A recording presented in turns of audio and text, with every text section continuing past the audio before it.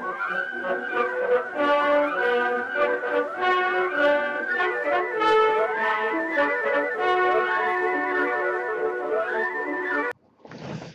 there! Today we're going to be talking about an ink that was sent to us by Joost Appelboom from Appelboom Pennen, and that ink is Montblanc Leonardo Red Chalk. I have a fascination with Leonardo da Vinci. I think he's an absolutely fantastic artist, but also the way he drew, the way he thought is very, very fascinating.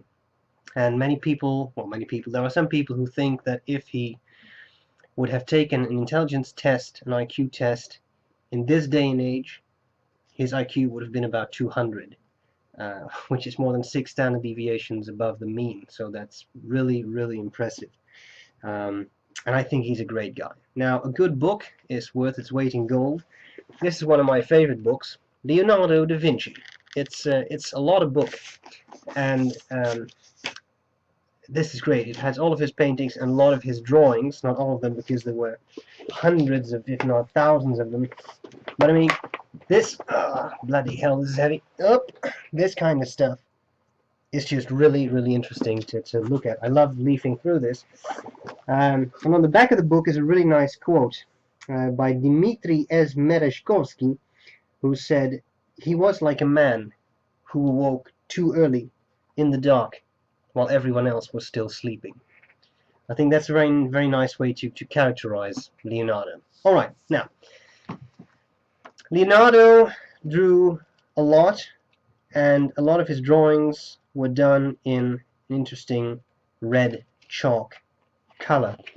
Then you get something like this. This is most likely a self-portrait of the good man when he was an elderly fellow, and it's that type of color that you see in this ink. So it's a very interesting ink. It comes in that nice limited edition bottle that Montblanc does. I think it's a pretty cool bottle, nice and deep. You can definitely get your nib in all the way, etc. So very, very cool.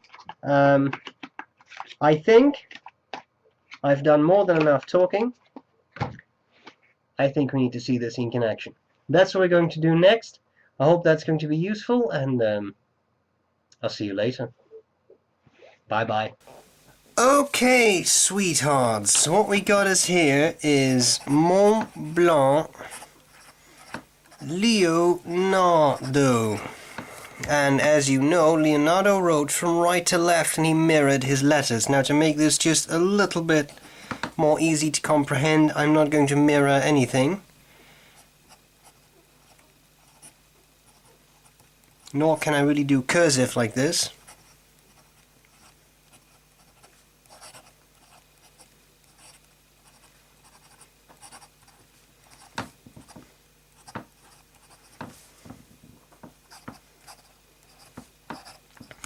Leonardo was left-handed.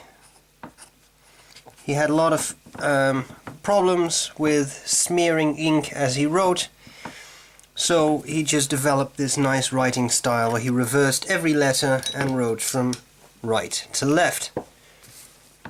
In honor of the great mind that was Leonardo, and at the cost of making my already odd handwriting completely illegible, I thought we should try to incorporate at least a little bit of that here.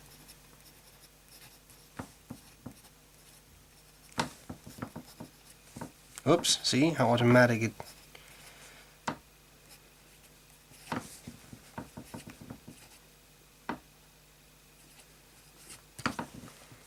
There we go, medium. Very good flow so far, no issues whatsoever with flow.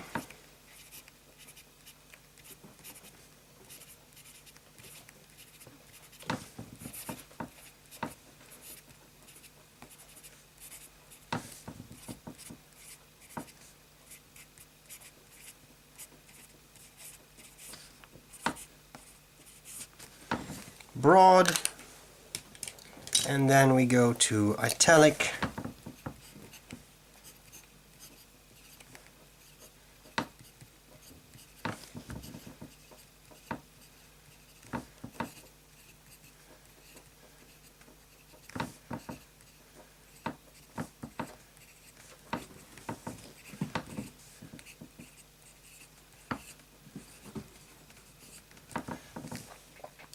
And then finally flex, and that's going to be a real joy to do that from right to left.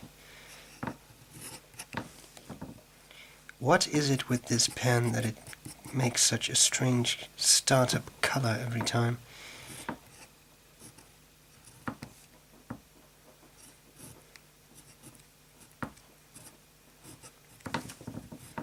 Good flow. A little bit too well there.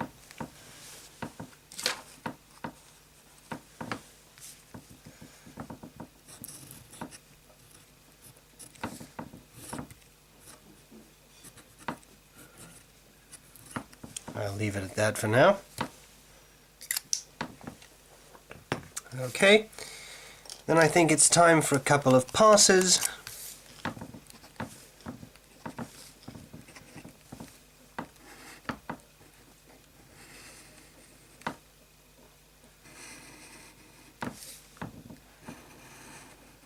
Come back to that in a second.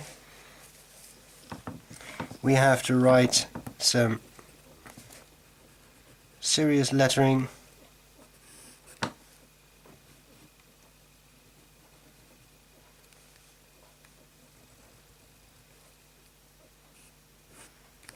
L for Leonardo. And we should add a little bit of an embellishment there.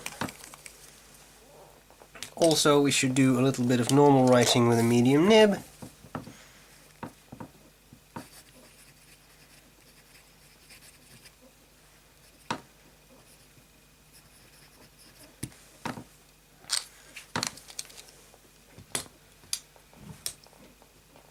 And while all of that is dry yet, oh, that dries pretty quickly.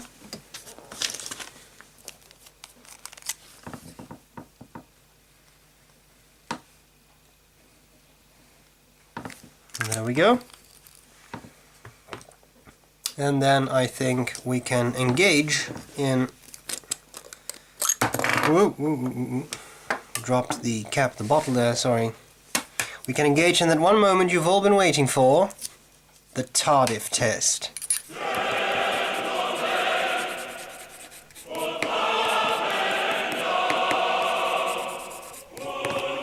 we go.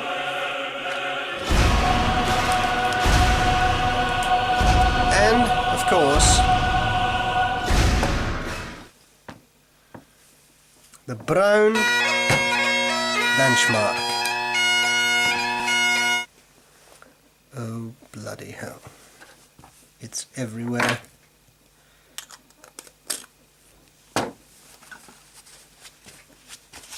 Alright, and then I think we can start with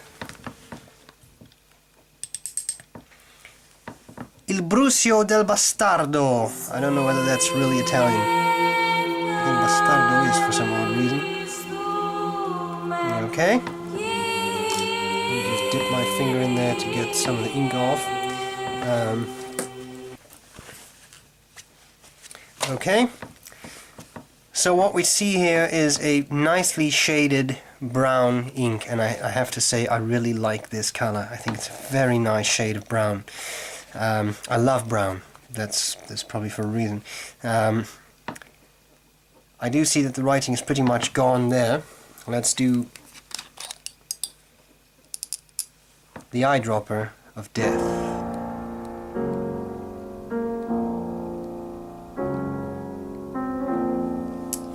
See how well that keeps up.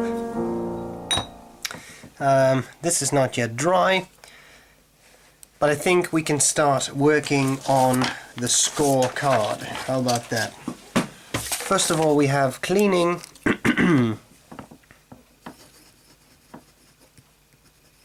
Cleaning is not really an issue. I've had no problems with it. Bleed through we have to assess later, after we've done copy of paper. Color, well, it's they call it red chalk, huh? I'm gonna call it brown. Shading, I would say, is good. Definitely not superb as in Apache Sunset, but definitely not bad. Flow, I find very good, full marks. Feathering, that's something we have to assess later. We got drying time.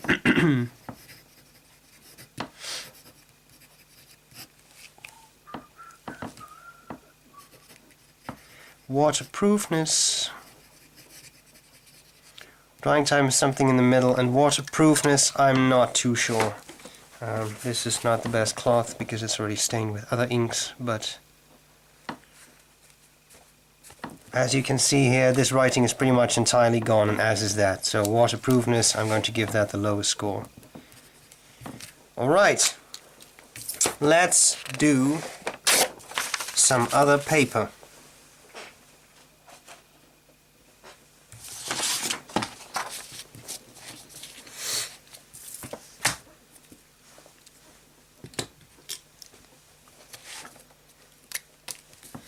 Fine.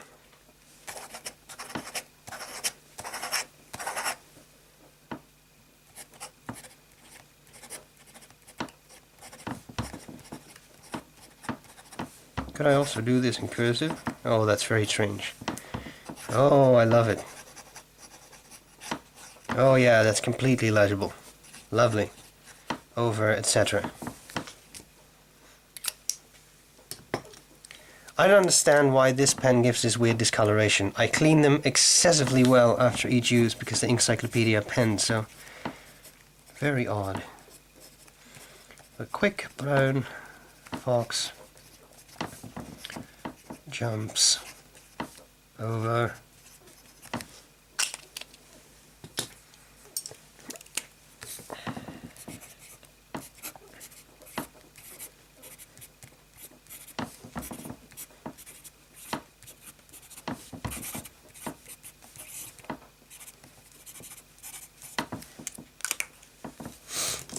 A little bit of italic writing.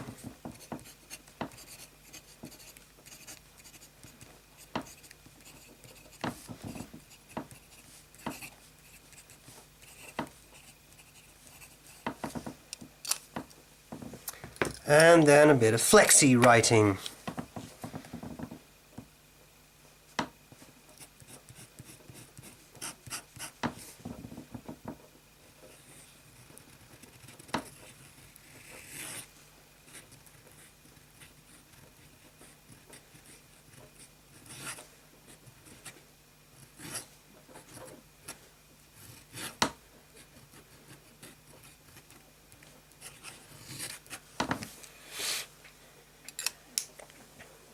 And I see a little bit of feathering going on. Alright.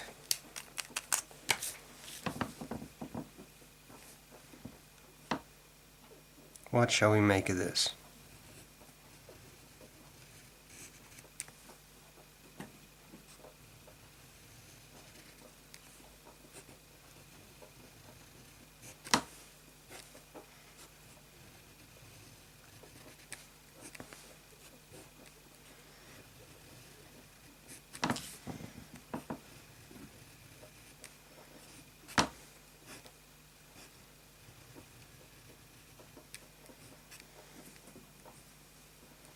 Vinci. And now, I have to admit, I was challenged into doing something like this. Let's try to make a portrait of myself. Da Vinci style, huh?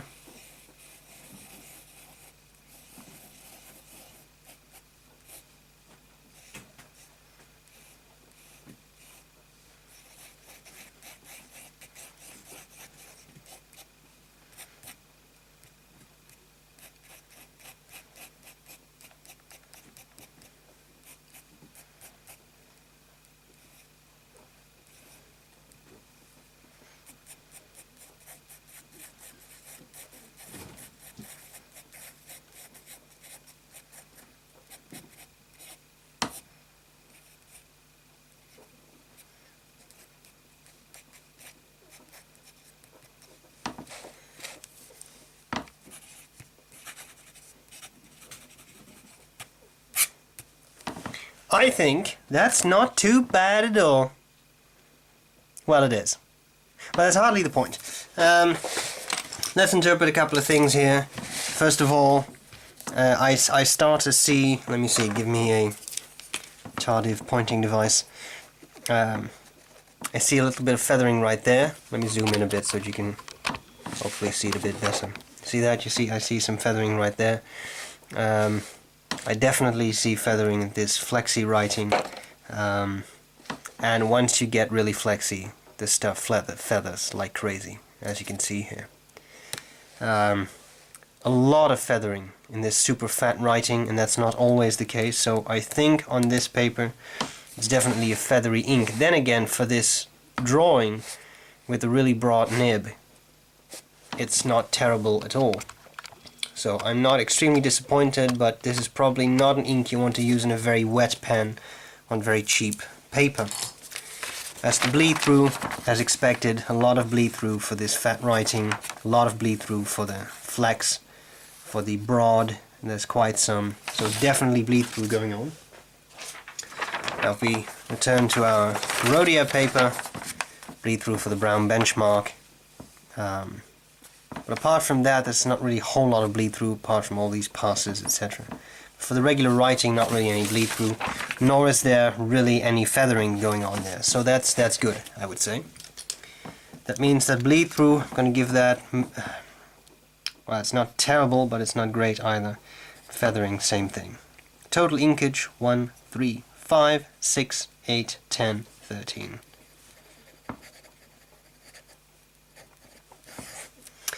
Okay, comparison ink. I have thought about it.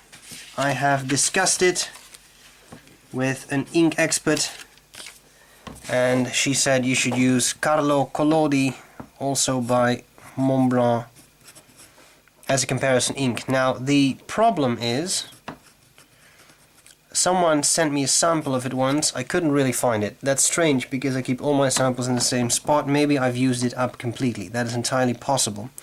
The thing is, Carlo Collodi was another limited edition Montblanc ink.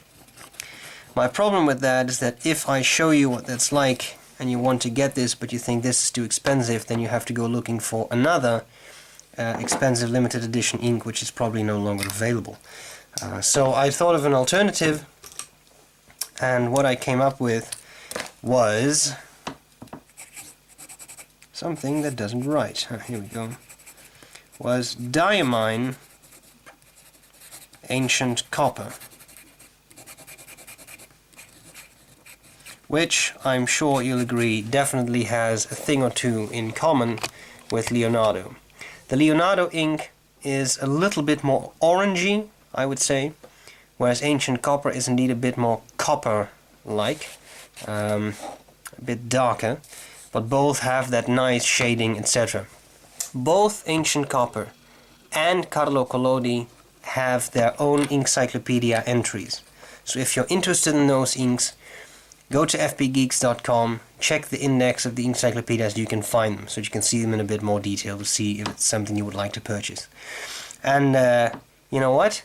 That's all there's to it. So, thanks again to Appelboom for supplying us with these inks, very cool. Inkcyclopedia entry for Montblanc Leonardo. I hope this was useful, and I'll see you later. Bye bye.